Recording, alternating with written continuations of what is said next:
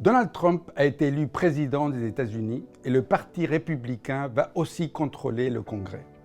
Le programme du président élu est pro-business, mais aussi, plus négativement, il a une forte visée protectionniste. À ce stade, l'incertitude est grande sur les mesures qui seront appliquées et la séquence de celles-ci. Certaines pourraient être mises en place en 2025 et d'autres pourraient voir le jour plus tard. Dans ce contexte, il n'est pas simple de dessiner avec une forte confiance les perspectives économiques pour les trimestres à venir.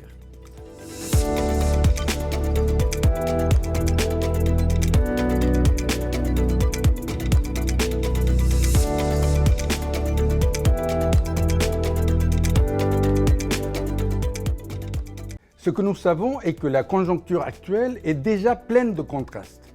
La croissance mondiale est relativement faible, mais l'économie américaine continue à surprendre par sa robustesse, alors que la zone euro reste dans une dynamique faible et la Chine peine à rebondir. Du côté de l'inflation, on continue à la voir régresser, mais plus lentement aux États-Unis qu'en zone euro.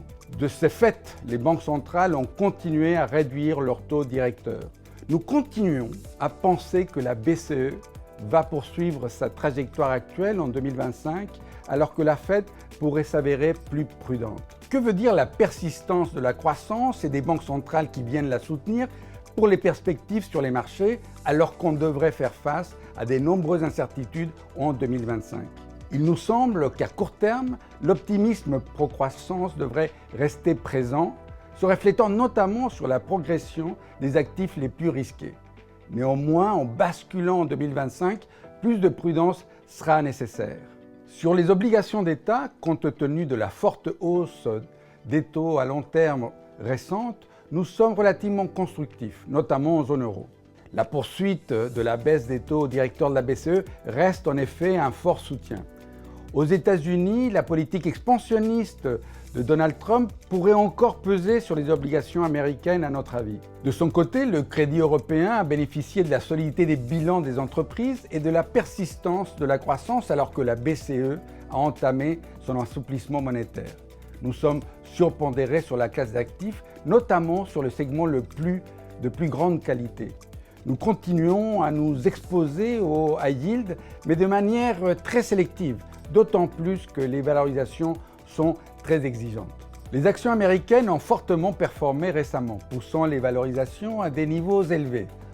En effet, les promesses de Donald Trump sont évidemment porteuses, notamment avec les baisses d'impôts promises.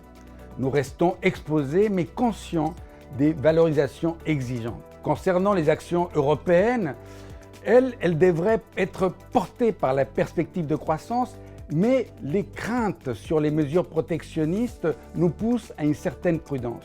En revanche, sur les bourses émergentes, elles pourraient encore plus pâtir de la dépréciation de leur monnaie et des contraintes potentielles sur les éventuelles barrières sur le commerce mondial. Nous sommes très prudents. Finalement, l'année qui vient s'annonce avec énormément d'incertitudes et devra nécessiter une grande agilité dans l'ajustement des portefeuilles afin de contrer les risques et de bénéficier des opportunités.